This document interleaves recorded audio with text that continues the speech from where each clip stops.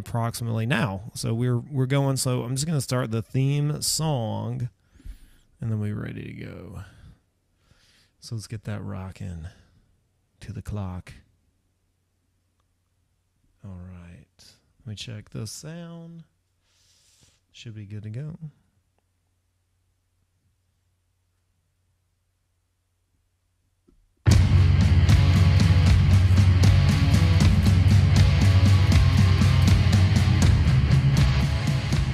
I'm actually going to do it a little bit lower volume so it's not peaking. I'm peaking.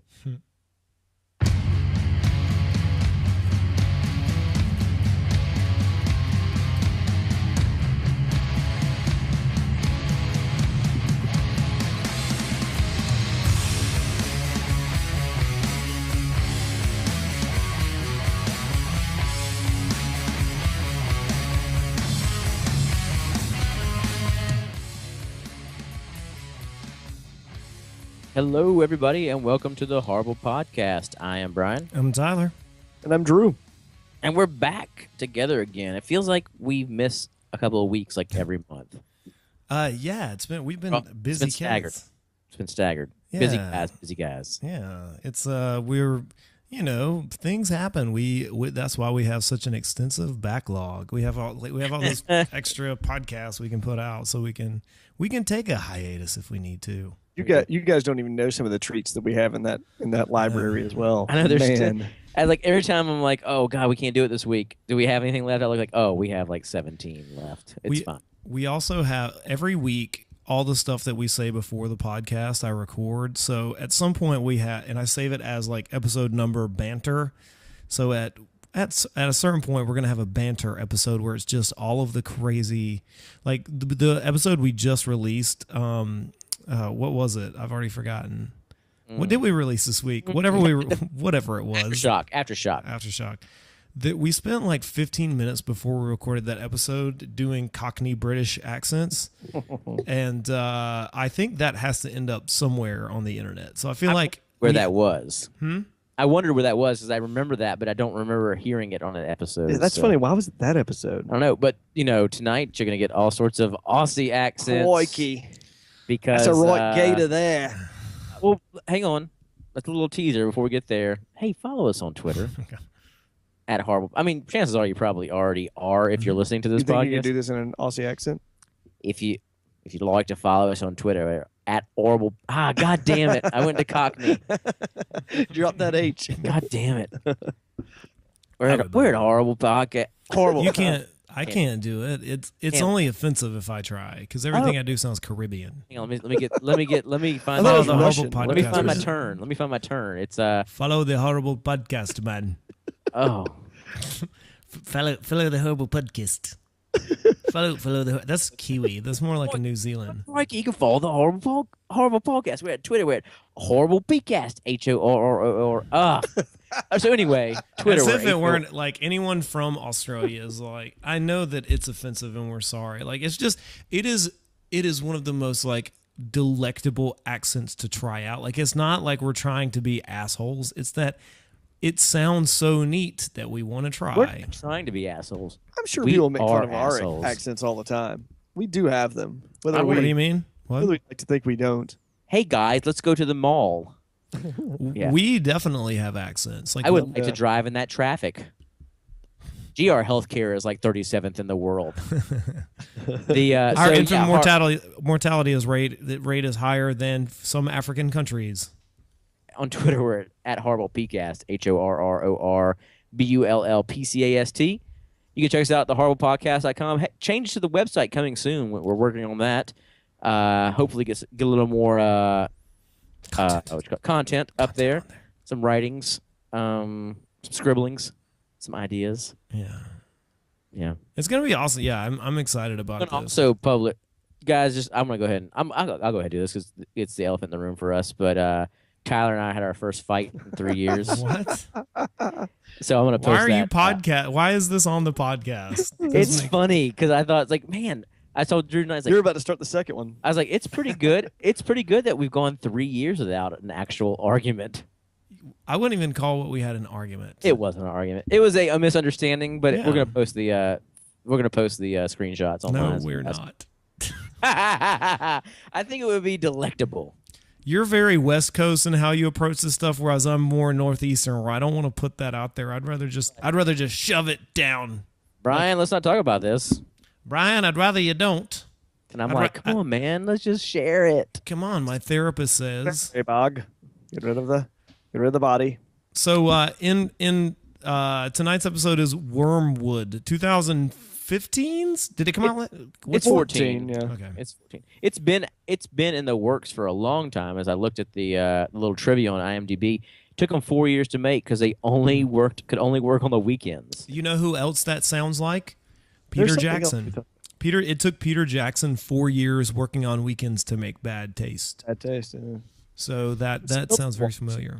I feel there's something else we watched that had a similar Probably The Battery. idea about that. They had only worked weekends, but I don't remember what it was. I will say also that Evil Dead took a really long time to film and then get out. I think Evil Dead 2 also took a long time to get filmed and out there. I think it took 6 months for them to film the first one. Or maybe it was the second one. Like one of them, it took a really long time for them to film. And they were just kind of like a band. Like they just kind of lived in a cabin in their own filth for 6 months to make that movie. Could you imagine spending like just that amount of time on one thing? No, I did with a novel, but like I couldn't imagine. Well. I wrote the first draft of Boogie House in 2008, and it's now 2015. It took 6 years for that to go from inception to release. And how old's Jackson? So I mean, I have been working on him for 8 years. You're right. So. God, I have spent a lot of time with him. Jesus Christ. Trying to leave that one. Yeah, no, but it's just like spending 4 years like every weekend. Just as you imagine, like the whole, hey, you guys want to work on the movie this weekend? Boy, I just can't imagine. Like after a certain period of working on anything, I'm like, this is all kind of bullshit. Like I can imagine after 2 years, like I don't want to do this anymore. It's pretty stupid. Let's start over. Like I could see that. Or the arguments that must have happened like after year two, like, are we even gonna fucking put it out? But I think that also maybe kind of may explain some of the weaknesses of it because parts of it kind of feel dated already, and it could be if it's being filmed in if 2010 is when they're filming parts of it. It's like in between there and now, we've had all this other zombie content come out that maybe while something seemed fresh at that point, it like the Guy Ritchie shots. Yeah, there were some of those Guy Ritchie shots that like zoomed in slow mo. That I don't know how they did those, but yeah, I was like, those feel out of place for some reason. There were a lot. They definitely took a lot from Peter Jackson and Dead Alive with the frantic kind of pace of the violence and stuff like that in some of the shots. I would also say Sam Raimi. Like he's the first guy I thought of. I was like, this is 100% Sam Raimi. I honestly thought like a more action-oriented kind of Shaun of the Dead. Yeah. So like Shaun of the Dead by George Miller. Yeah, I could see that. Like I thought Shaun of the Dead too. I like the idea too. Like at one point, there was the scene in the car where I was reminded of The Battery when they're stuck in the car overnight. Oh yeah, And I thought to myself, I was like, I wonder if these guys saw The Battery like last year and like, God damn it, they beat us to it. I thought of that too. I mean. It's a good movie, but it also is a movie that I don't want to say but that makes it sound like it's not good, but it's a movie that is very influenced as well. I mean, I really liked a lot of this movie. There's a lot of this movie I really super liked. I don't know that there's anything I maybe the end, but I watched it really late at night, so I was sort of like ready to be done with it because it was late. So I don't know if that influences, but I mean, for the most part, I really dug this movie. I think the ending, which we will get to, is like an interesting take on all of this, but I kind of wish that had been more fleshed out. But I think other than that, I really dug this movie. So Wyrmwood, Road of the Dead is billed as Mad Max meets Night of the Living Dead. Right. Mad Max of the Dead. Yeah. Mad Max of the Dead. Yeah. And it lives up to that in the whole post-apocalyptic thing. I really was hoping for more car sequences. Yeah, it did. It made me think a lot of Doomsday at that point. The Neil Marshall I don't think movie. I've seen that. Even to the point of talk about wacky, crazy, you've got to watch it kind of the stuff. main female character as the kind of like the black eyeliner kind of just crazy, shithouse crazy. Yeah. Yeah. But Doomsday is like it's like Escape from Medieval Times. It's like it literally The is restaurant? a John Carpenter. Yeah, I mean it's like a John Carpenter Escape remake, but then through the guise of this weird sci-fi medieval movie, which feels like medieval times. I mean it's nuts. And then there's all this Mad Max road car shit. It's crazy, but I liked it. So you guys remember the Frightening Ass Film Festival in 2013? Mm-hmm. Dressed as the Your Next characters. Mhm. We had that short played by the band Strung Like a Horse, Glad. Mm-hmm. Where it was like the zombies that they attacked, and they had the one girl dressed. This movie reminded me a lot of I can that see one that. music video. I will post it on our Post it on our site. So that'll be a traffic thing. Yeah, post it on our site like when we can. So I'll post that up there, the video, because it's a really good video, but it reminds me a lot of this, and not a bad way. Like the video was done by shot by a guy named Tomas Donaso, and he did a great job on this video. But it has a lot of the same elements. The idea of the zombies attacking, and there's the group of people who are trying to fight against them. It's good stuff. It's very stylized. I mean, stuff. Let's talk. So, let's do plot. So sometimes I feel like we just like jump into like talking about the movie without maybe giving a setup. I mean, people who are hearing this have probably watched the movie, but maybe not. And so I think the plot is, I mean, it's a zombie movie. So you have some stereotypical, like, here are some story elements, but there's also some pretty insane, crazy stuff with the B plots and C plots in this movie that really make it stand out for me. So like, let's make a collage of ideas that tell us like what the movie is about. Oh, I was just about to say, if you're one of those people who hasn't watched it yet, you might want to pause this and watch it because It's awesome. if you're like spoiler, allergic, those happen. I It's kind of pretty wonder kick-ass. sometimes if someone sees our podcast, like, this one's only 58 minutes. The movie is an hour and 38. I gotta listen to the Let's podcast know all about it and get from the that. idea. Good point. So the movie has three. I certainly don't hope someone listens to our podcast and tries to make points after listening to our podcast with our information that we give out. A meteor shower, is that correct? That's kind of what does the. They talk about the shower, the meteor shower. They say, So it's kind of like Night of the Living Dead. Yeah, and does Maximum Overdrive. Maximum do it? Maximum Overdrive, Overdrive. yes. Yeah, both of those. The cars get crazy. Well, yeah, and then- Mad Maximum Overdrive of the Dead. but even it's interesting you mentioned that because the whole idea that the cars stopped working Oh yeah. in this one because of whatever Crikey. happened. The international Australian expression of bewilderment or surprise. The idea of Wyrmwood, as soon as I heard that, when I first read the title of this, it was intriguing to me because I do know the history of it from the Bible, being part of it is what they reference as the star that appears in the sky once the third angel empties his cup in Revelations. Revelation. In Revelations. It's Revelations, isn't it? It's Revelation, but I don't think You're you right. know. Yeah, it's the Revelation of John. I don't think Tyler knows about religion. So it's referenced to that. Also, it's very heavily referenced in Stephen King books as well. In the Like trucks. like in Maximum Overdrive, but in there's a short story of his, and I can't remember which anthology it is. Home Delivery is the name of the short story. They specifically reference Star Wyrmwood as the Nightmares and Dreamscapes. I bet. yeah. Okay, so it's Star Wyrmwood is what causes the zombies to rise, and that and I think it's even mentioned in Cell. It's also I read that it's also mentioned in Under the Dome. I haven't read Under the Dome yet, but I don't remember that. Remember it. and it's Yeah, also there's so referenced many in- words in that book. Like I'm It's also- surprised every word in the English language is not in that book. True. It's also referenced in the Dark Tower as well. So it's So very- Wyrmwood is a word that gets around. Wyrmwood is a word that gets around. Yeah, and it has a connotation. So if you know anything about if you've read the Bible, then you know that or Stephen King, or Stephen King, which is kind of like the Bible. it's our Bible. Then you kind of know that it's the heralding of trouble or the dead rising from the grave. And the movie itself has three basic plot lines swirling sort of around this idea. One about there's the husband and the wife. That's the guy. who does he look like? He looks like someone, but I couldn't quite put my finger on who he kind of looks like. Yeah, I never placed it either. And then you have his sister, who is a suicide girl sort of person. Like, I don't understand. Like, I kind of didn't understand what like a cosplay photographer. I don't know.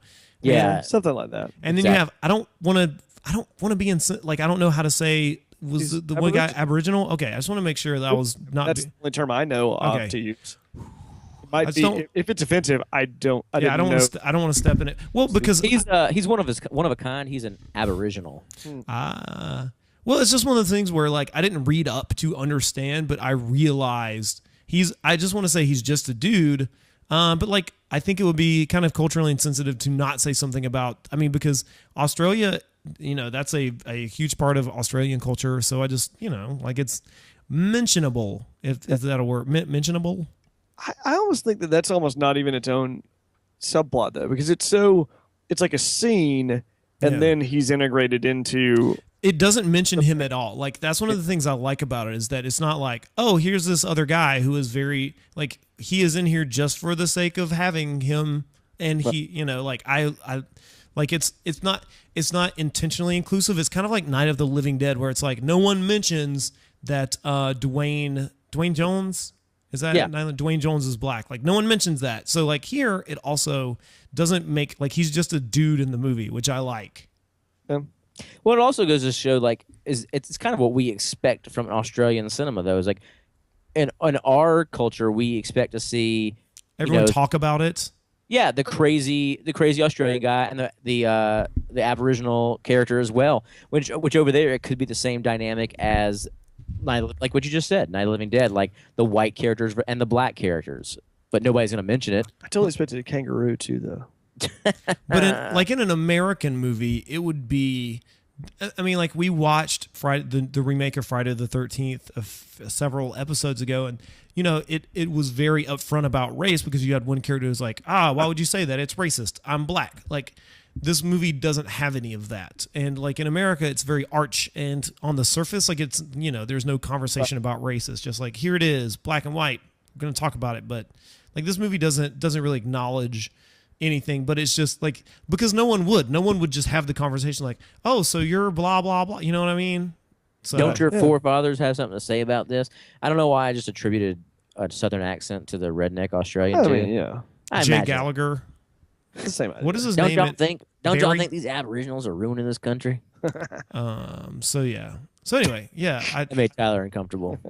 No, I was just looking at context. That'll be a problem. No, I was just looking at IMDb page. I'm trying to figure out the character's name. What are the characters' names? He was Benny. Barry, Brooke, and Benny. It was Benny. Brooke is the sister. Bianca Brady. Was that the actors? I think the actor's name is Jay. Is it Frank? No, Frank is the older Barry. guy. Yeah, Barry. Jay Gallagher. I said it. Barry. That's Barry. Jay Gallagher plays Barry. Yes. So anyway, yeah, and so they get embroiled. They get sort of like these separate plot threads. It gives you sort of the shrimps are on the Barbie, if you know what I mean. They never get tired of that. Man, my plot synopsis was the guys from the box art of Army of Two for the PlayStation go fight zombies in Australia. That's what the mask looks like. Every time I looked at it, I was like, "This is the Army of Two box cover." There isn't as much armored combat as the beginning salvo of the movie. Like, you get this like slow motion slaughter at the beginning. You think like the movie's going to be more of that, but it kind of slows down and becomes more mellow, not melodramatic, but more dramatic in parts. It's like tonally, one thing I like is it's very all over the place, and that's why I compared it to Sam Raimi. Not necessarily the way that it was shot. It's more like Jackson-esque in the way that it was shot, but the way that it jumps from extreme, like, look at how cool all this blood is, to like, oh my God, I'm really sad, reminds me of Ash crying over his girlfriend and then like burying her and getting down to business of having a chainsaw hand. Like, that's what this movie feels like. Yeah, I can totally see that. I mean, because then you have that other character who comes in and is like your super stereotypical Australian character who only cares about beer. Beer. Let's get some beer. Let's get a beer. Yeah, it's no Fosters though, because they don't really like that, I hear. I don't know. I almost bought Fosters tonight to celebrate this, but I was like, I don't like Fosters. In an oil can. Yeah, I was like, the small keg. But that, like I said, they don't even. I've always heard that Australians didn't really like it. They don't like Foster's either. Yeah. Well, It's been Either. It's one of those things. It's like when Crocodile Dundee came out. We were just all an Outback Steakhouse, basically the most racist of all. Crocodile chains. Dundee. I was waiting for Paul Hogan to show up. I always wait for Paul Hogan. If Paul Hogan would have shown up, that would have made this film 100%. It would have been pretty awesome. I mean, the film was. I already enjoy this film, but Paul Hogan showing up would have made me probably scream and shake like a little girl. I've heard he's an asshole. I've heard that too, but They brought the screenwriter of Crocodile Dundee 2 or 3 onto How Did This Get Made? because he actually wrote one. Huh? He wrote one. Which one? Here's the funny part. Here's the funny part. What happened with I can't remember which one it was. It might have been the second one, but in the second one, they brought in this guy, the screenwriter who was on How Did This Get Made, but Paul Hogan, like, he sat in and helped, like, he wanted to write, but what he did was they wrote the entire script and then he went back through it and would cross stuff out and write like 1 or 2 words above it, and then he tried to have from what I remember, he either tried to get a co-writing credit or sole writing credit on this movie that he totally did not write. That's almost like the when on the How Did This Get Made when Sylvester Stallone rewrote a script and wanted his name added to the actual book that the movie was made after. He wanted David Morrell's Rambo to be. David Morrell's a famous like action writer and action adventure writer, and Sylvester Stallone wanted his name put on the book. Like he after the movie was released, he was like, I want to have the book attributed to me, and it was like a total book before. Like they optioned the book. It's weird. Like it wasn't a novelization. The credits on 2 are to Paul Hogan and Brett Hogan, his son. So maybe it was 3. I think it was 3. I don't know why you'd want to claim credit for 3. There was in the Dana Carvey show. They had the when the Dana Carvey show was on for the season that it was on. There was an episode where they were doing best celebrity videos, and there was one where it was a hidden camera in the Paul Hogan's office as they offered him Croc 3 and how shithouse he went about Croc 3, bloody Croc 3. This can't be true. It is 3. It is 3. It's Crocodile Dundee in Los Angeles. Absolutely. Simon Windsor, yeah. Yeah, written by Matthew Berry, the ESPN fantasy football guy. Yes, I think so. Yes, that is him. Same. Serious? There are 2 writers, and one of them was the fantasy football guy. Yes, that's the guy. That is the dude. That's totally the dude. We're sure it's not Matt Berry from Garth Marenghi's Dark Place. No, I'm pretty sure it's probably the other. So anyway, like one of the plot threads. Was he on? Wait, was he on? Was it Matt Berry? Yeah, it was Matt Berry who was on How Did This Get Made, who talked about totally getting dicked out of. At one point. Oh right, yeah. He was on the league at one point. Yes, he was. So that would probably be a connection that was established there. Yeah, that's probably why he was on the show. I had forgotten about that. I can't believe he wrote that.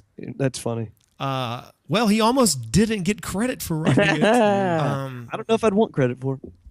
Yeah, well, but write the first 2. So, I mean, it's not like Paul Hogan couldn't write the script. Sure, I think got an Oscar nomination for the first one. Did he? Script. I think got a best original screenplay now. Holy hell! They'll give Oscars to anybody these days, won't they? Nomination.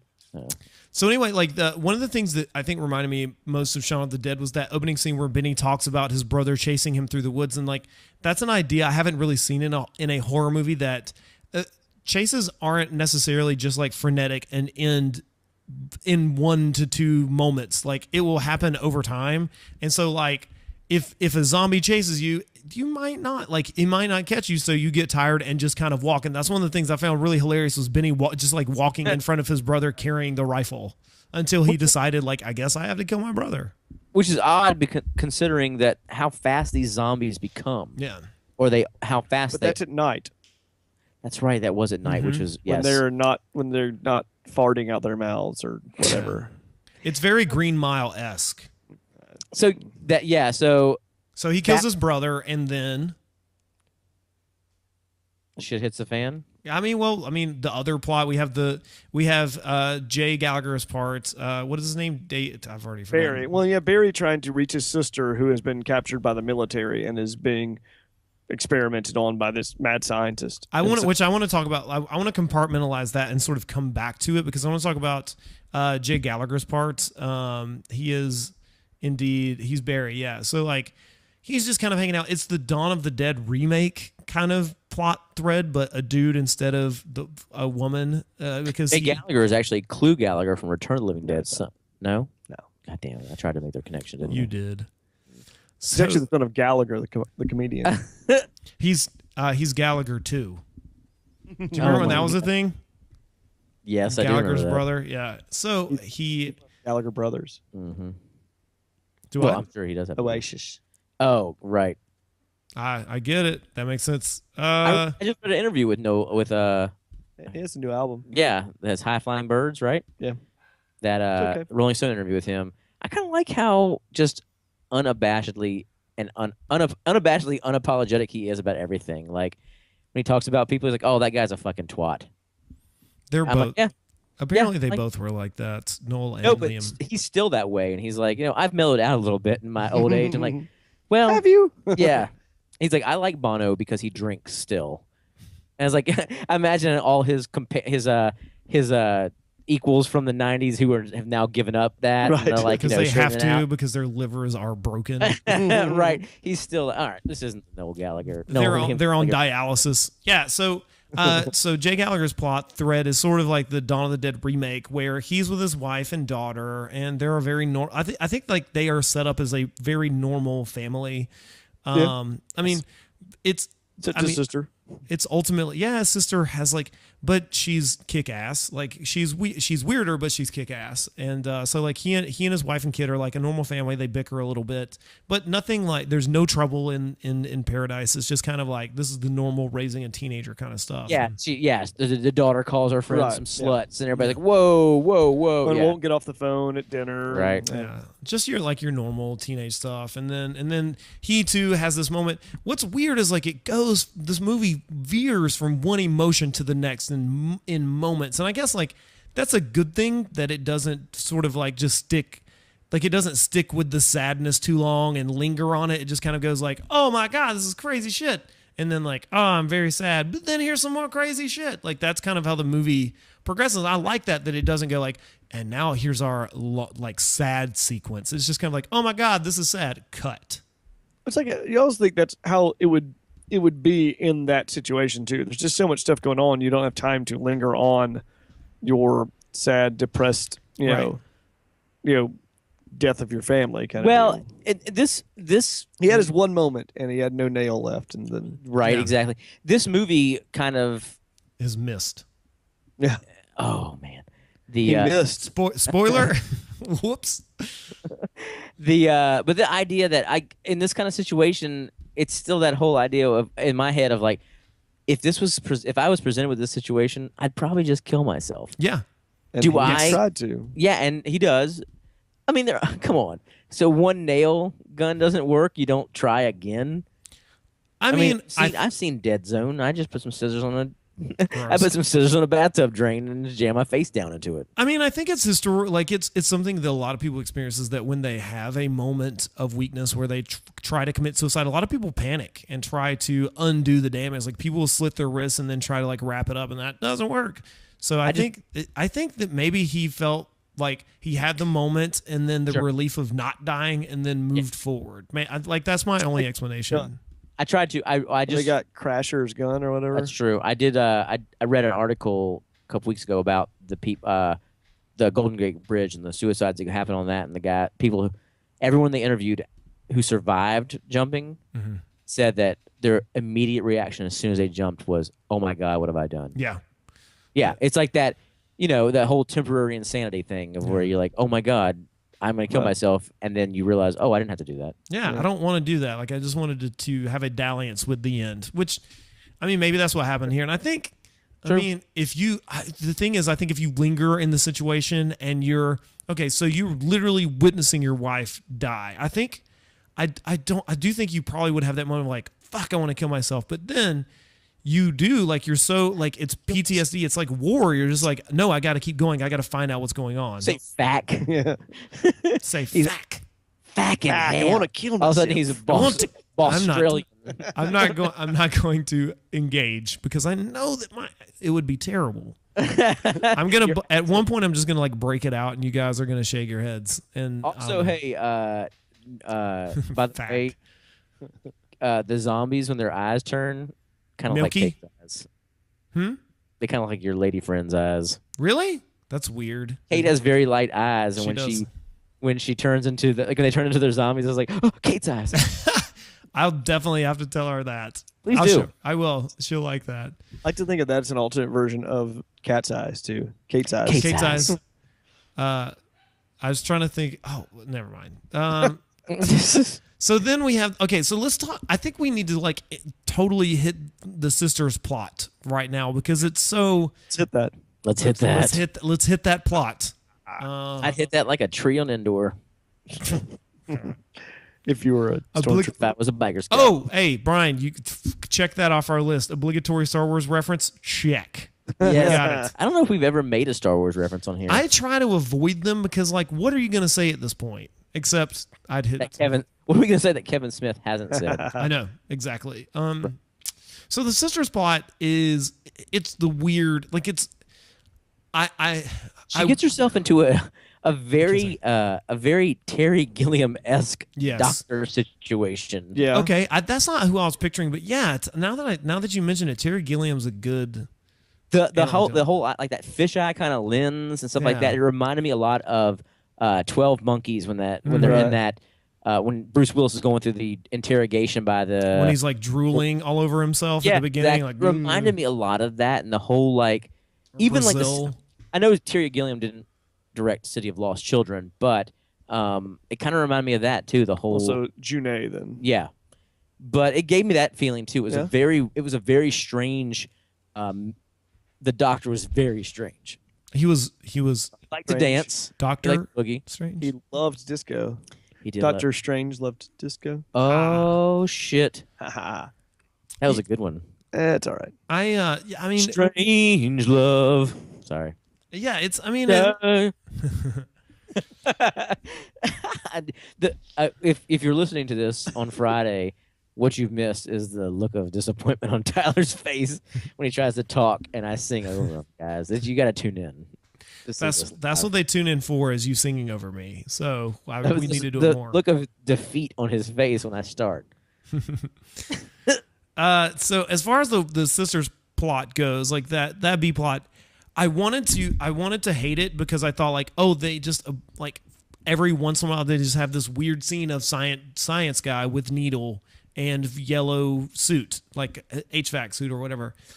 But I think it keeps it presently in your mind so that it just like it doesn't go away. So you're like, oh, whatever happened to her, but nothing really happens once she's captured. Like or at least very little seems to happen. Do you guys disagree? Or like, what's your thought about like what happens? Because in the end it pays off, but for most of the movie it's like, okay, he's weird, I get it, but Well, even the idea, don't we only get the twist that, or not really twist, but they give us the information that it's A negative blood that is not affected by this Right. comet zombie. A or AB? I thought it was A negative, I can't remember now. but Doesn't they don't even reveal that to her in the lab. It's only revealed To the guys. You're right. To Barry when Barry and Benny are found by the Right, soldiers. exactly. By the captain and to Neil. Ugh. yes. That's what I got. That's the only reference I have there. Sorry. So really By the Captain Kangaroo. I mean, we get the idea that okay, so the sister can now control zombies. which is a really David Wellington idea, which I never liked. I never liked in the Monster Nation. That's exactly what was it called? The Monster Planet. What was the series? Monster called? Island. Monster Island. I don't know what the series called. This is Monster Island, Monster Nation, World, Planet. The Monster World, maybe the it's Monster World. But either trilogy. way, but yeah, it had that sort of idea, and I never liked that idea in his series. That was always the one thing that kind of bugged me, was this hive-like magic telepathic zombie thing. Like that doesn't sit well with me in those and in that idea. And so that part, I don't know. It wasn't awful. It sets up. It makes sense. It gives us what we need to happen and move things forward. But I didn't like that development really. Yeah, that I found that was what kind of pulled me out of the Wellington stories too. Is like I don't like the idea that this Gary, I think, was the name of that zombie. The Viking zombie that can control everyone. That was Gary. Probably I think. Gary's mod. Yeah. Maybe that's what I'm thinking. I don't know. I kind of liked it as far as something that we don't see a lot in zombie stuff. I just felt like it was underdeveloped. I Right? don't Yeah. know. Like we weren't given an explanation. Did they infect her with something that allowed her to have this control, or was it always in her? Like it was always one of her abilities. I don't know. That's a good question. Like I didn't think about that. Inject her with that the blood from the zombie at that one point. So is that the reason why she could control that zombie? Were they experimenting on that? Was they're saying they wanted her head, right? They were going to send it back to their boss, their leader. Now Like I did she's find that it rabid. took me until the soldiers picked her up. I'm sorry, until the soldiers picked Jay and his Barry up. Barry and Benny, chase the actor. Sorry, until they picked Barry and Benny up in that truck, did I start thinking, oh my God, his sister is in that truck. That was a big twist for me too. Like, oh, she's not in a lab; she's in the back of that truck. That was like one of those moments. It's like, oh, no wonder it's made to seem like it's so small and the camera's shot so strange. Yeah. It's because the back of a truck the whole time. We're still going Bjorn and Benny. Bjorn and Benny. It violates the rule of having two characters with very similar names in your thing. Like you don't want to do that because it's confusing for the audience a lot of times. Like two B names. It's not only is it two B names, it's two B names that end in Y. Barry and Benny that have kind of a similar thing. But for Benny, I think it was IE, but the sound, I get you. I mean, I think it was underdeveloped with regard like how the sister. I wanted more of it if we were going to have it. Like, if you're going to have it, we have more of it. Don't just go like, oh, this is at the end and we're going to use it, but then she's going to get shot and it gets like, if you're going to have it, let's have this like wrathful, like Superman-esque or like Cthulhuian kind of ending where it's just like she destroys everything, which I guess eventually she kind of does. But on a much smaller scale. Yeah, like I wanted to be like, oh my God, this is so badass because as a character, she's just tied up for most of the movie. Like she's damsel in distress for most of the movie, which is really not something that, you know, I want out of a character like that. I think she should have been badass for much longer than she was. Agreed. I mean, her character is set up to be more of that throughout. And so, I mean, I was expecting more from her, more of what she was going to be able to do, actually. Yeah. She was she's basically the zombie version of Kerrigan from the Zerg in StarCraft. Yeah, definitely. Oh man, that was a good reference. Man, lots of I've never played that game. What? It's Trisha Helfer too. That's who does the voice of Kerrigan? Yeah. I didn't realize that. Pretty sure. Yeah. Queen of Blades? Yeah. Yeah, Tyler. You gotta get on that shit. I know that there are that you build things and that people can send spies in to take over your things, and that if they do that, it's very bad. Yeah. Is it very bad? Did you miss the real-time strategy boom of the mid-90s? I never played Diablo. I never played StarCraft. Yeah. No. Yeah. I was a first-person shooter guy. Oh my god. I was that I loved and love StarCraft. That's a great jam. But no, the sister becomes that character like But way too late, I feel like she's just most like when she's on screen, I feel like they had like zany doctor guy so that her scenes wouldn't be so mind-numbingly boring, because really all it is her being tied up and seeing zombie stuff. We don't really even learn that much exposition when she's on screen, do we? Like, do we learn a lot from her or no? No, we get that weird, the red camera, which I guess is kind of like the red tint where we realize that she's controlling something or she's seeing something through someone else's eyes. But it's only at the last like 30 minutes do we start realizing that she can do all this stuff. Yeah. It just feels like I guess it's fine because they do inject her with the blood from the zombie that turns green, that greenish color.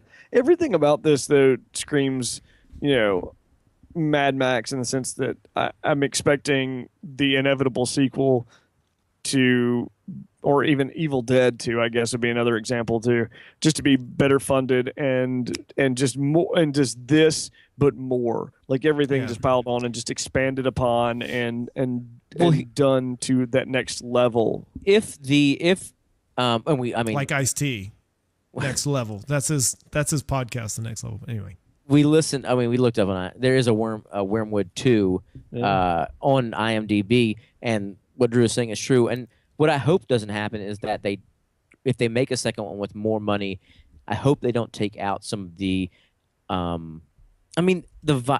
the violence and the headshots and the shooting and the stuff like that is really good. Like it was more like head explosions I've seen in a zombie film in a long time. I was gonna say, have you seen Kingsman? Because that's got more head explosions than I've seen in anything. Kingsman, maybe ever. That new it's film? good. It's cool.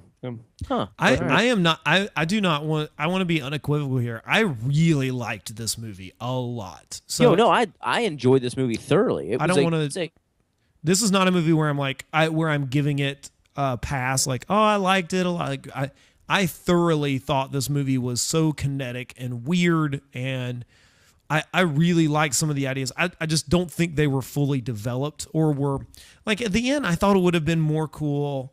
I mean, I don't want to jump to the end because we're not. I mean, I guess we're like halfway done with the podcast, but I mean, I kind of like the idea of like her controlling Benny and turning Benny into this like crazy zombie killing super soldier. But I'm glad. In the end, I'm kind of glad they didn't do that because then again, she would just be this like passive character at that point. Like I don't know. Like I don't think that was as cool an idea. I did like I mean, there's so many crazy things that happen in this movie. Like when Barry and the other guy, the bald guy, are running through the woods and his head just fucking explodes. I was genuinely shocked by that. And it wasn't Benny's like, do you think he's okay? I don't think he's okay. Benny's timing was really amazing on this, and also his delivery. He has kind of like a Jason Jason Lee sort of delivery where the way that he says things is funny because the lines themselves might not be funny, but I think they just had to have written the script to say like you have to say what the fuck a lot because of the way Benny says it is pretty amazing. And that moment where it's like, oh, is he all right? And because we see his head go disintegrate everywhere. It's like a water balloon filled with red Kool-Aid. It was almost like Scanners-esque and how it exploded. Yeah, exactly. So what I'm, and this while watching this in the comfort of my home, palatial manor on a computer, it got me thinking too. It's like, so we're showing this film on Thursday night at the Chattanooga Film Festival, April 2nd through the 5th. No, say April 2nd through the 5th, like Chattanooga next Film Fest, ChattanoogaFilmFest.com. Get your tickets there. And I'm wondering, I think this movie will play well with a large. Oh yeah. And it brings up so it came out on VOD last week or the week before. I don't know. I'm not sure exactly when the release date was. Recently. Right. So this is March 18th today. So probably March 15th, 13th. Is this significant? It's not significant. Okay. Anyway, but I think what I was getting at was that this idea that yes, the format of films and how they're delivered to us is changing, but I think what this kind of illustrates is that we all, Tyler and I, enjoyed it thoroughly. Drew liked it. There's some drawbacks to it. But I think in a mass audience setting, do you think you'd have enjoyed it more because you'd have been in that energy of what was going on?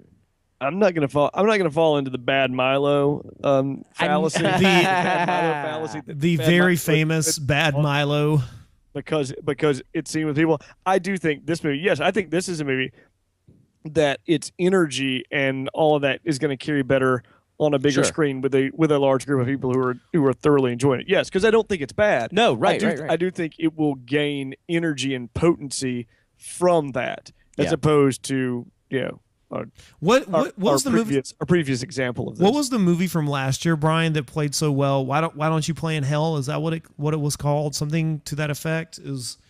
Well, we had a few of them. I mean, like Cheap Thrills. No, I was saying, why don't you play in hell? Is that the name of the one that I'm thinking of? Like, we played that last year, and it got a lot of like really great reactions. Yeah, that because I remember walking in as people were watching that, and people were just like guffawing at the violence. I feel like this is also similar. This movie has more, though, attempts at like gravity than that movie does. This movie has like there are moments that I like that feel kind of out of place where people talk about how this isn't that horrible compared to real life. Like real life, like before all of this is much worse because there's the one guy whose name I keep forgetting who ends up getting bitten and he has to be killed because he can't commit suicide.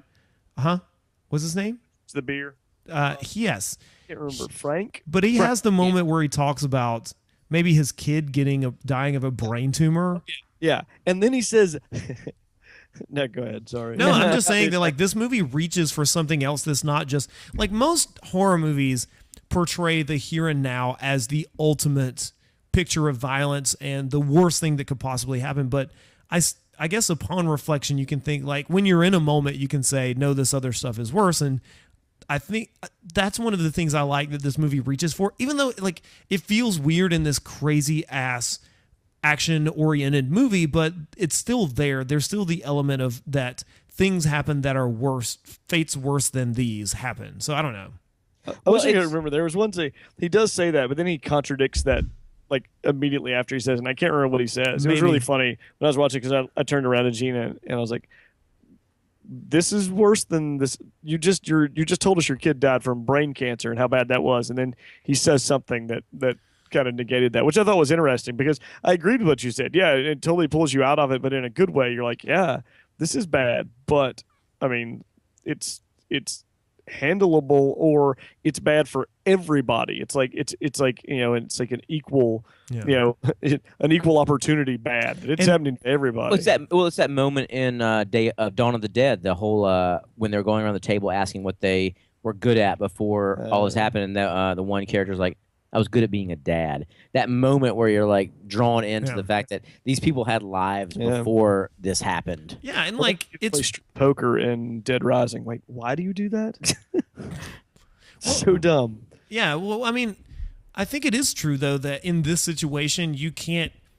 Humans are really selfish people, or are selfish people. Humans are really selfish creatures, so you can't make pain personal if everyone is experiencing it simultaneously.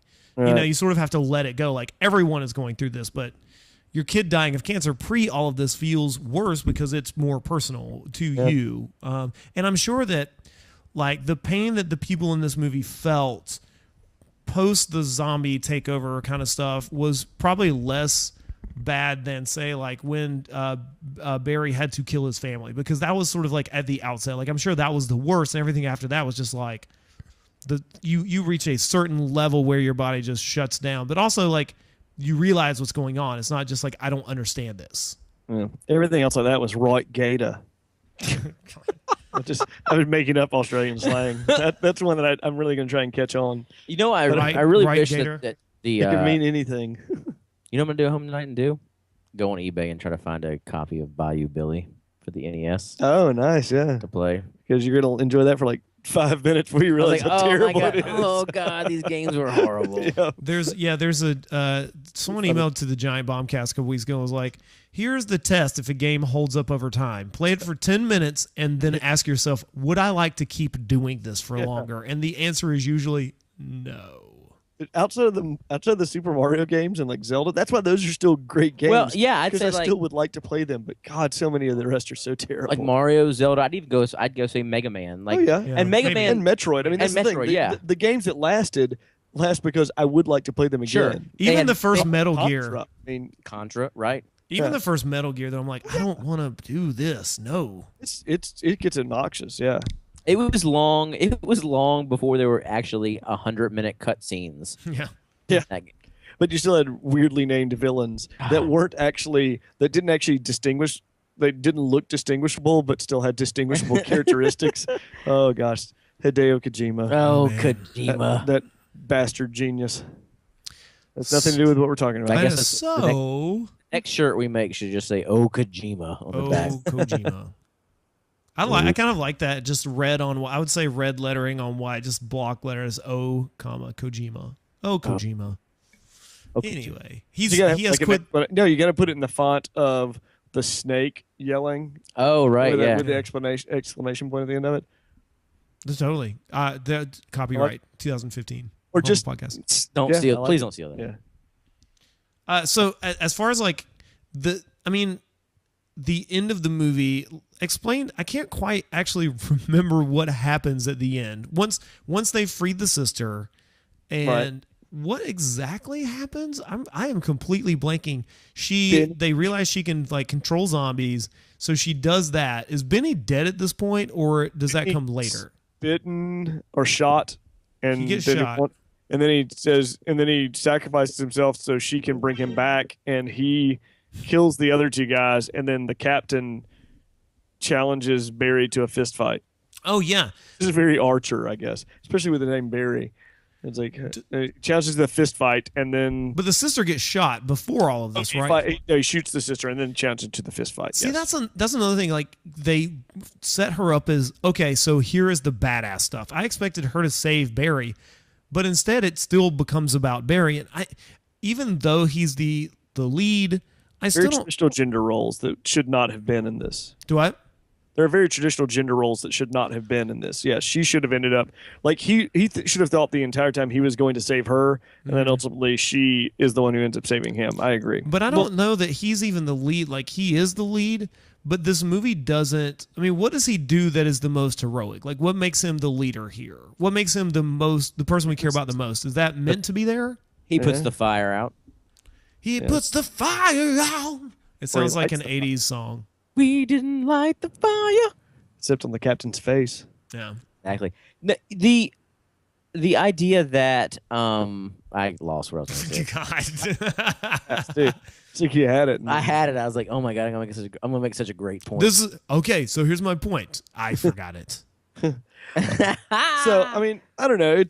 I mean, as far as the end goes, I mean, I agree. I think it would have been more interesting if It would have been more badass too. Like it was almost that like the end was almost that moment in Attack of the Clones when Dooku and Yoda meet each other. It's like, well, it's obvious that we're not going to be able to settle this on our idea of moving stuff with the Force. We better settle this shit with lightsabers and flipping. Right. It was like that moment. You're like, they didn't have to fight at all. Like this guy could have totally just killed him and been done with it. Or the idea, like the Incredibles idea, like. So, yeah, he's got me tied up, and he just keeps monologuing like, oh, my God, just shut up and kill me already. It's weird that we say we don't make any Star Wars references, and then we've made two very major ones this episode. One of which has been Attack of the Clones. I know. What a weird thing. Yeah. When I showed... I thought somebody had just risen out from behind Tyler right there. Right there, right below his shoulder. It's like the way you dropped your shoulder. So it's like, whoa, what is that? The Babadook. It's a Pokemon. And showing Jackson the Star Wars films. We watched 4, 5, and 6, and that was fine. We started watching episode 1, and I don't remember ever being so angry than I was this time around, like watching that film going, oh my God, I don't care about any of this. None. Not any. I don't give a shit about what's going on in the Senate. Did he like that better? No, he fell asleep within 30 minutes. That's good to hear. Because I have a lot of kids I talk to who sit there and talk about, they watch 1, 2, 3, and then talk about how bad 4, 5, and 6 are because all they can focus on are the effects. And the effects aren't as good. And that's where they get lost. But they'll grow up. I mean, I didn't feel the same way about Star Wars, but I felt that way about a lot of movies when I was younger where I was like, oh man, the effects in this are awesome. And then I get older, I'm like, oh, but the movie, this is not good. When we were doing the... Like Transformers? We were making. I know. When we were making the. Giving you a hard time. We were making the rules and restrictions for like submitting a film. We were looking at a bunch of different other film festivals and what they required, and a lot of them said, "If we see digital fire in your short, we are not going to accept it." Stay away from digital fire. I just loved it. I was like, "Oh my God!" Digital blood is bad too. Digital fire and digital blood. Oh. I think that one of the first things we saw was like with the headshots we saw digital blood. I was like, man, just don't even have it at that point. Real like, blood. Oh, they actually killed. I mean, it was a penal colony at one point. I firmly believe that in my mind that Australia is still the Wild West. No, man, they allow less video games than we do. But I think that once you leave like Sydney or Perth or stuff like that, you get into the Melbourne. You get into the middle of the country and it's all bets are off. Nobody's really watching what's going on in the middle of that country. I think that's why horror movies generally work pretty well there. Like I've liked exactly, yeah. Wolf Creek. I've enjoyed a lot of the horror movies that have come out of Australia over the last several years, I guess, the last decade. So I think it works. And this movie, I really think Wyrmwood works as a flick. I mean, it's really enjoyable. It definitely is kind of not. You can tell after you said that it took 4 years to make this movie. I can tell like there are weird lapses in pacing where I'm like, oh. Even though they had a script, like this still feels like the tone changes so much. But I kind of like that because it kept me guessing as to what I'm supposed to be feeling. Because, I mean, you have Barry who screams about his wife, and then there are headshots and comedy and laughs and then action and more somber stuff. It never quite goes one note. And I like that a lot about this movie. Exactly. Yeah, it kept my attention. It did a good job in not getting boring. Yeah, I mean, it kept wasn't a going. boring film at all. And I mean, I think a lot of filmmakers, especially in the horror genre, tend to think that the movie will work so long as you have jump scares or this other thing. Like they have a thing that they do in their movie. And as long as they have that and have enough of it, all the other shit doesn't matter. Like who cares who the characters are? Who cares what the plot is?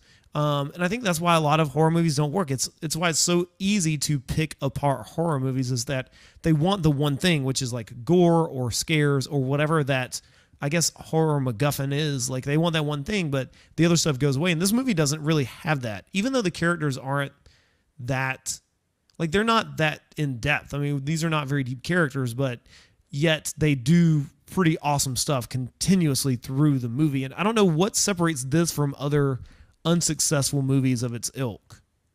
I just think that they did the effects. I mean, Drew mentioned the digital blood, but I actually didn't. I just said I don't like digital blood. I mentioned the digital blood. Drew mentioned the digital blood, but the idea, like, it was unabashedly violent too. Is that? Yeah.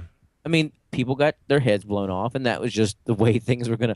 That's just the way it is. That's just the way it is. Some things will never Doodaloo, change. doodaloo, doodaloo. In horror, but that's the range of horror. Well, that's the range of horror. Bruce Hornsby in the range of horror. You want to hear a funny story? No, to keep going your point. You want to hear a funny story about Bruce Hornsby?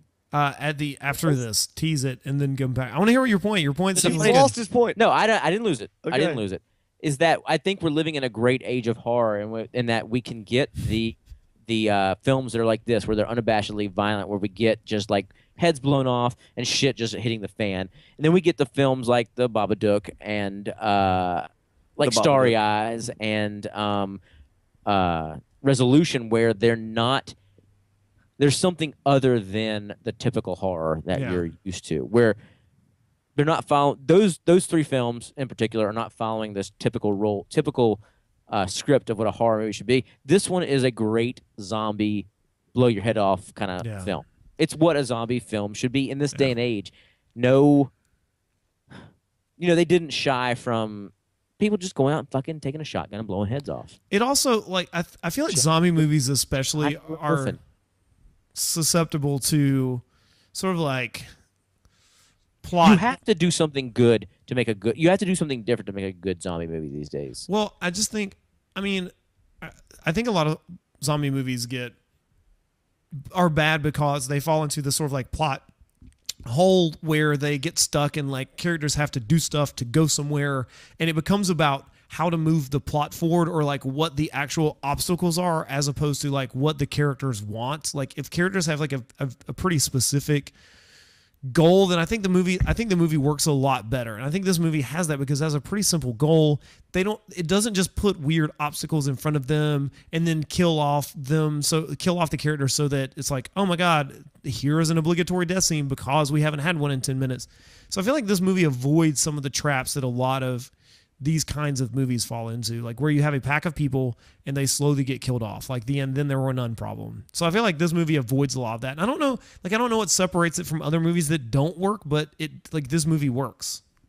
I don't know. I'm of the I didn't dislike the movie, but I'm of the exact opposite opinion. I thought that everything in it, I thought it didn't do anything different that I hadn't seen before. I felt like I was watching several movies that I'd seen several times before, done in an entertaining way with some entertaining people, but I never felt it had anything original to say. Well, majority rules. You're outvoted, Drew. That's true, and that's where I think it's going to be one of those weird movies, though, or has the potential to be one of those weird movies where its sequel is something superior to what it is if they're given more to work with, Yeah. and rather than just doing more with it, they actually do something else with it. But that was the thing. But I didn't think it was, again, I did not think it was bad. I didn't feel any of the originality side of it. I don't think it's doing anything original, but I just think that it doesn't fall in, like it is a sort of compilation, or sort of like a cover song, but a really good one. I don't think it's original, but I think it doesn't fall into a lot of the boring traps that other movies do, like where it's, oh, we have to do this now, we have to do this. It feels free in a way that a lot of horror movies don't, where they feel like I could see you argue that this is formulaic. I could see you argue that this is sort of not original, just a fun movie, but I also think it is not unoriginal either. Like it doesn't do anything new, but it also runs very smoothly. It is easy to watch. It's not like, oh my God, here's another thing, because that's one thing that I've become sort of intolerant of. When we watch movies, we've done enough of these episodes, and I've had enough to say about movies that get in their own way. Like, this movie doesn't really get in its own way a lot. No.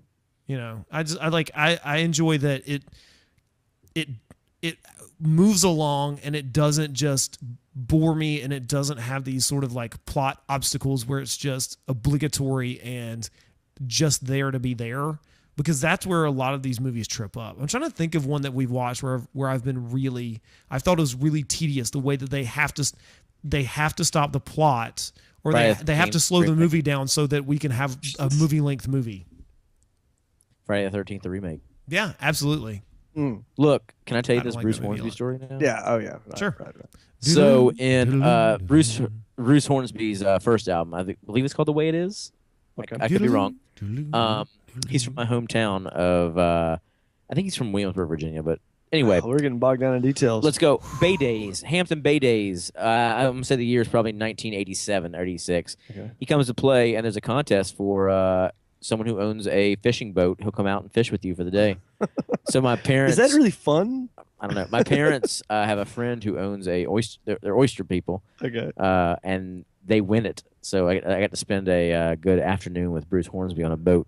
Was that fun? Like, He was. I mean, he's a fine guy. He just talked about, like, I guess his grandfather was an oysterman, Right. so he kind of talked about it and stuff like that. But it was more just like shooting the shit with him. But Right. it was fine. It was just like it was But just. it just seems like a weird prize. It's like I was like, I think I was probably 8 or 9 years old, and like sitting under the little. get to eat at Chili's with Kid Rock. It's like, Yeah, it's exactly what it was. There was like this, like the thing on the back of the boat where they would like put the oysters in, wash them off before they put them into the cooler. But I was sitting underneath that, and I remember just sitting there looking at Bruce Hornsby, like going, not knowing who he was. not. I mean, I knew I liked the song. Right. I knew he sang about the area of the world I lived in. Right. I knew his album, The Way It Is, had a picture of a diesel rolling a silhouette, Go to- eastbound, lovers glad. Go to TGF Fridays with James Taylor. That's exactly what it was. Oh my God. All you can eat apps with JT. I would do that. I would fucking totally go to All You Can Eat Ass with James Taylor. Are you kidding? I'd be like, so this hog-nosed snake you talked about in Copperline, what's that about? That's a quick one. You pulled that out pretty quick.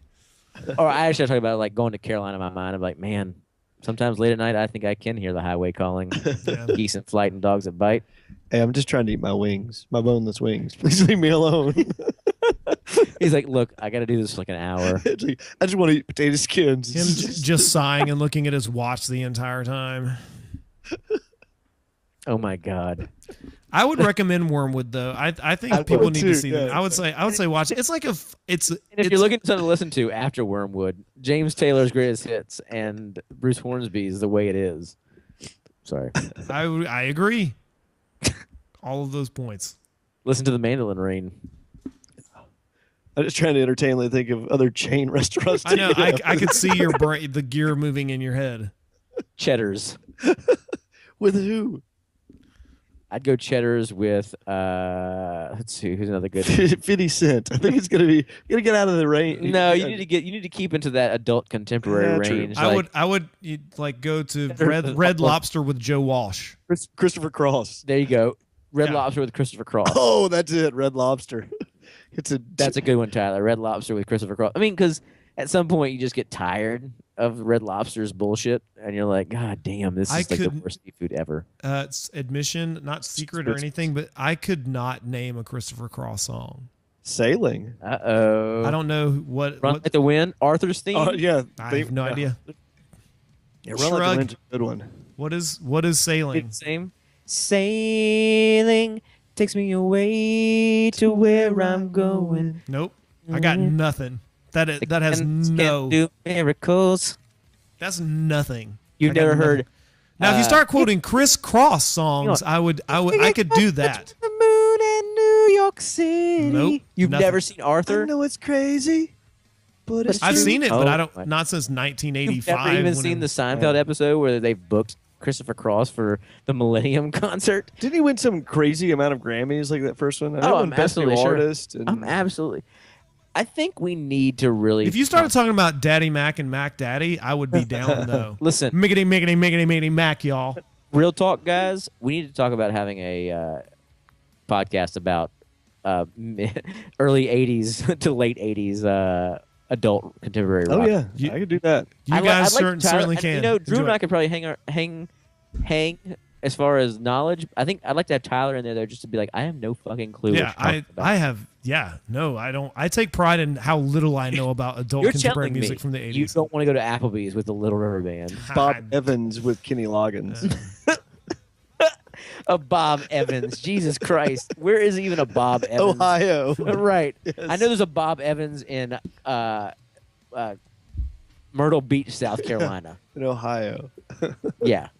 So, yeah. But no Messina. Fuck you, Loggins. Also, watch the Yacht Rock. Oh yes. All right, we've gotten completely We have off. gone. Yeah, We're I off would script. definitely suggest seeing Wyrmwood. I want to call it Wyrmwood. I like that You do keep that every saying time. Wyrmwood. I feel like this is some bad Middle Ages night movie with Nicolas Cage. See Wyrmwood. I'm gonna slowly play it off. is risen in the east, and we must. Oh really?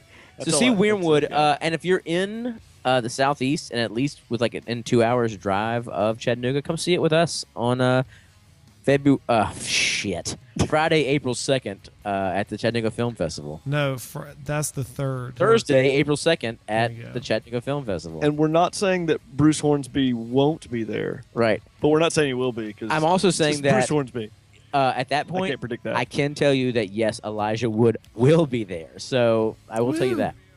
Not Bruce Hornsby. But not Bruce Hornsby. So, you know, if you happen to be at the Chattanooga Film Festival and you see me, let's make a point to tell Elijah Wood that we're disappointed that Bruce Hornsby isn't there. What the fuck are you talking about? Exactly. Well, that's just the way it is. If that's his response, that would be fantastic. Oh my God, if he said that's just the way it is, guys, guess who's blowing Elijah Wood that night? Me. The answer is me. On that note, yeah, as I sit underneath a weird hotel shelf looking at him like I did Bruce Hornsby in 1986. All right, guys. I'm sorry we veered so far off course. I'm not, because we don't, it's fun when we all get together. Friends are fun. Yep. It's the silence. God damn, it's like being married. All right, guys. Thanks for listening. I'm Brian. I'm Tyler. and I'm Drew. And make sure you go see Wyrmwood. Come see the Chattanooga Film Festival. And thanks for listening.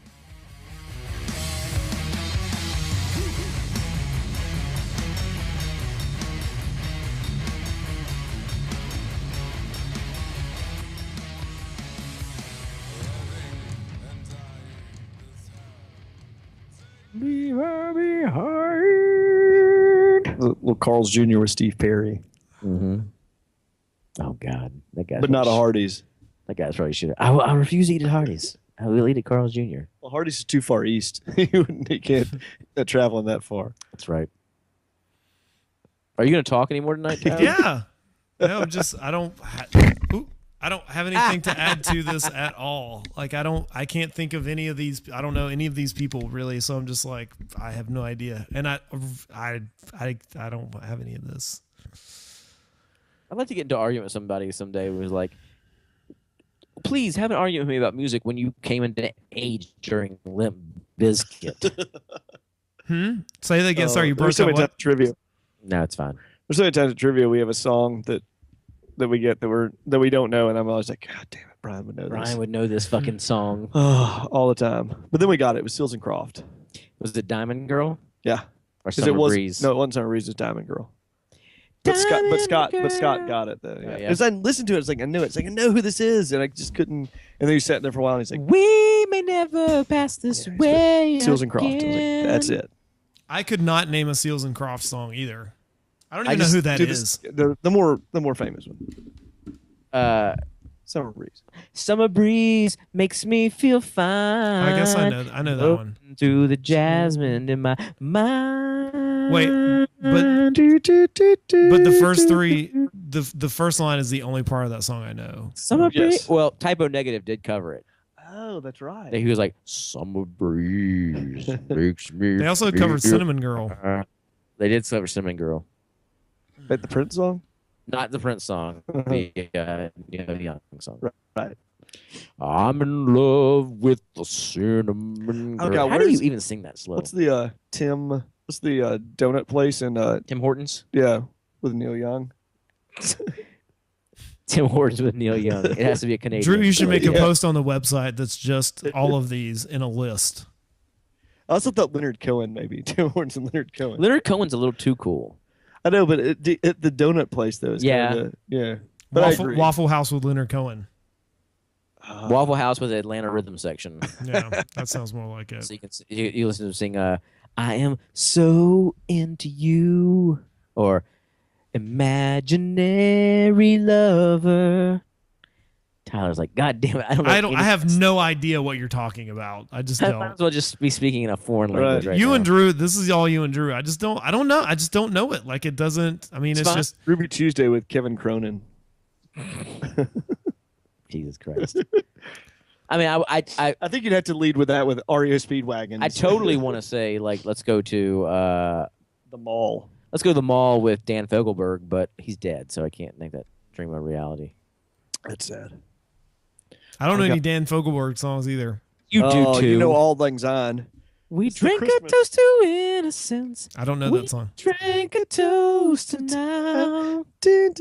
I don't. I totally don't know that song. You don't know. You tell me you don't know. Always or Longer than any mountain cathedral. He's not knowing any of these. I have no idea what that song As is. the binding cracks and the pages start to yellow, Nothing. I'll be in love.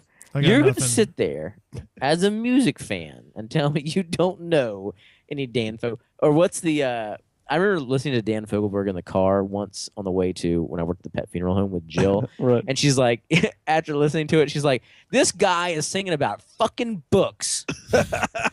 It's like, yes, right on, man, right on. And the guy at trivia the other night called books the most overrated thing ever. Books? Yeah. I mean, I disagreed, but yeah, I wasn't. I was kind of in the minority at that. You point. were in Jefferson. Not that night. That was Oh. in Athens. That was at Bricks. Books. Who reads them? Not many of the people there. Yeah, not really anybody when we get down to it. Oh, like that. That's why they're dying. Yeah, Thank goodness for the Kindle. yeah. I've allotted myself $20 a month at Abe's used books online to just buy books. Yeah. And it usually gets me like $4 or $5. It's pretty nice. And now that if we have a house, it would be nice. This one house we were looking at that we got. God, I wish we got it. I'm so disappointed now. It had built in these giant, nice built-in bookshelves, and I was so disappointed. I was like, oh, but I gave away all my books like the last time Yeah. when I was moving, and so but then I can buy them again. But then we Yeah. didn't. If get you that ask house. for we them didn't get back, that I'd house. give them to you. We didn't get that house. I'm getting rid of my books over spring break. I think I'm just gonna get rid of all of them. Like I don't.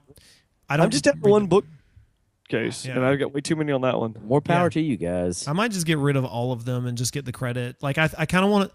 I want to get down to like a one in, one out policy where I just like I go buy a book, I read it, and then when I want to read another book, I'll go get that book. Because I'm not at the point like I used to keep them when I first started writing, so I could underline and find references and go like, oh, I want to write kind of like this, but I don't do that anymore. So I've established my voice or whatever enough so that I don't have to do that. So I just want to get rid of them. Like they're just sitting in boxes and on shelves and taking up space. Like it's pointless. It makes sense. Video My games book too. collection is way too big at this point. But fortunately enough, that doesn't matter. Yeah. No one will ever see it. All right. Which makes Brian sad because he wants everyone to see his collections. Yeah. I do. Although I'm like you guys. I have everything in fucking Rubbermaid containers. Yeah. Yeah. I just want to get rid of most of my stuff. It's coming every spring. Every spring this happens. I just get like, I want to get rid of everything I own, and every year I get rid of a little bit more. Like soon I will just have nothing. I hope. When we move, that's what we're gonna do. I'm getting rid of. I'm already looking at books, and I'm gonna dump. My lucky day. Do you see anything over there you want right now? Sure, I'll fucking go through there. Most of those comics I'll probably give up. Yeah. I figured you'd get excited about that. The Publix bags of Sandmans aren't mine. I mean, though. that Can't have fucking. those. I mean, I basically put food on Jackson's table with that Batmobile you gave me. The You Lego still one? have the Batmobile. I don't have that. It was $650 on eBay. Once I emailed Place the Lego. part. Once I emailed Lego and told them I was missing this part from this set, they sent it to me for free, and then I fixed it and sold it. Okay. Wow. I didn't do that. I know. That's I the didn't- thing. I didn't You've do done that. this before. Damn it! I would never do that. Tyler would walk into the house and just be disgusted by the amount of shit in there. He'd be like, "Oh my god!" He'd either be disgusted or mad that he didn't keep all his shit. No, I think I'm trying to break my attachments to things. So I respect that, and I go through that phase too. But then I'm like, I have too much shit to get rid of. I did that pretty well. I mean, if I could get rid of all of these DVDs somehow, I would. Oh well, look what we got here. I'll allow myself one shelf of DVDs. Like that's it. I'm gonna start looking and seeing what you want to take. I'll Sure. pull some things back, but I'll look. Yeah. Okay. I'll look. Sweet. I don't mind buying. Like I'm getting to the point where like I'll buy a DVD, but I'm going to return it because McKay's gives you such a good price for what you sell back. Like Yeah. I bought Aliens on Blu-ray this weekend because I haven't seen it in like a decade. So I don't know the last. I can't tell you the last DVD I bought. It was. I bought Aliens this weekend. That's the last DVD. I bought John Wick on Blu-ray. It's good, but I would never. I bought it. Aliens, and last fall I bought To Kill a Mockingbird because I had to for school. But other than that, Yeah. That's probably the last one I bought was something for school. Yeah. so Did the county reimburse you? It's a joke. all right, fellas, I'm gonna go eat dinner. It's getting man. nigh upon 8:00 for me. Yeah, So man. Tell Kate to watch her zombie ass. I will. I'll definitely tell that. You guys have a good night. See you, man. All right, bye, Yeah. guys. Bye.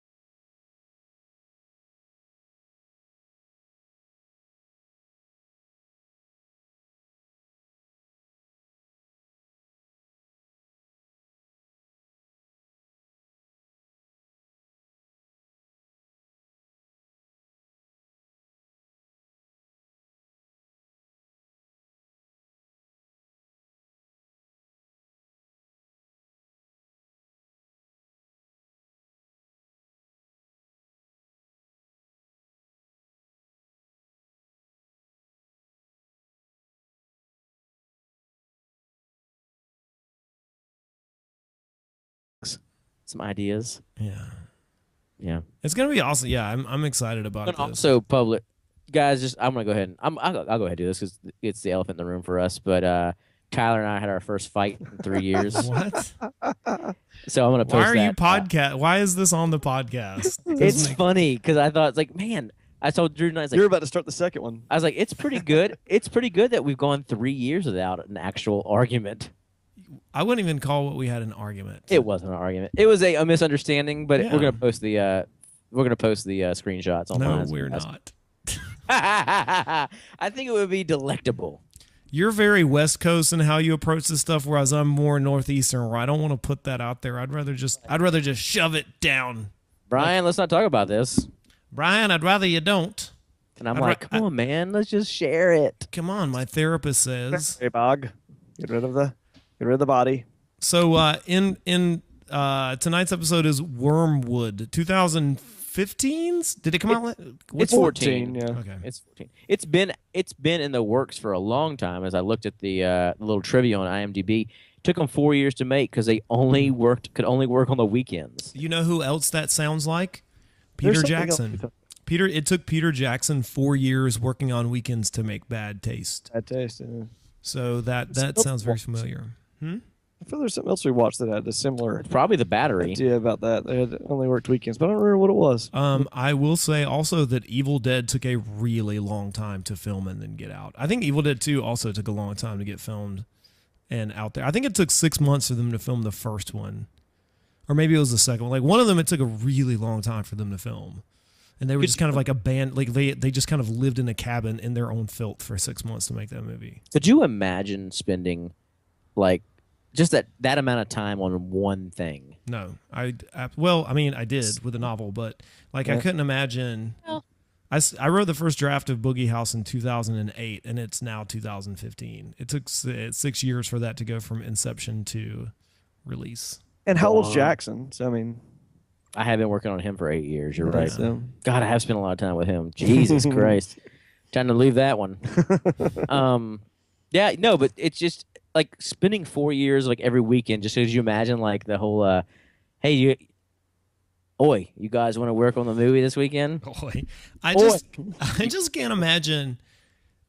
Like after a certain period of working on anything, I'm like, this is all kind of bullshit. Like I can imagine after 2 years, like I don't want to do this anymore. It's pretty stupid. Let's start over. Like I could see that. Or the arguments that must have happened like after a year or two, like, are we even gonna fucking put it out? But I think that also maybe kind of may explain some of the weaknesses of it because parts of it kind of feel dated already, and it could be if it's being filmed in 2010 is when they're filming parts of it. It's like in between there and now, we've had all this other zombie content come out that maybe while something seemed fresh at that point, it Like the Guy Ritchie shots.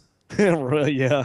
There were some of those Guy Ritchie shots that like zoomed in slow-mo. That I don't know how they did those, but yeah, I was like, those feel out of place for some reason. There were a lot. They definitely took a lot from Peter Jackson and Dead Alive with the frantic kind of pace of the violence and stuff like that in some of the shots. I would also say Sam Raimi. Like he's Raimi, the first guy I thought of. I was like, this is 100% Sam Raimi. I honestly thought like a more action-oriented kind of Shaun of the Dead. Yeah. So like Shaun of the Dead by George Miller. Yeah, I could see that. Like I thought Shaun of the Dead too. I like the idea too. Like at one point, there was the scene in the car where I was reminded of the battery when they're stuck in the car overnight. Oh yeah, And I thought to myself, I was like, I wonder if these guys saw the battery like last year and like, God damn it, they beat us to it. I thought of that too. I mean, it's a good movie, but it also is a movie that I don't want to say but that makes it sound like it's not good, but it's a movie that is very influenced as well. I mean, I really liked a lot of this movie. There's a lot of approximately now, so we're going. So I'm just gonna start the theme song, and then we're ready to go. So let's get that rocking to the clock. All right. Let me check the sound. Should be good to go.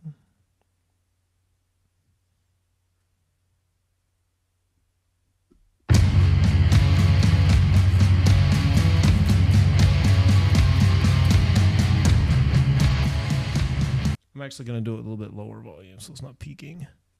I'm peaking.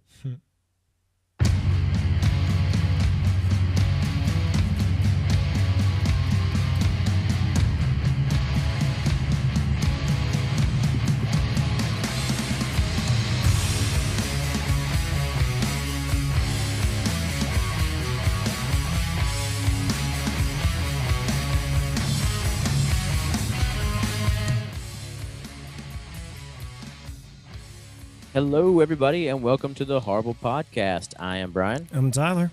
And I'm Drew. And we're back together again. It feels like we've missed a couple of weeks, like every month. Yeah, we've been busy. It's been staggered. Kids.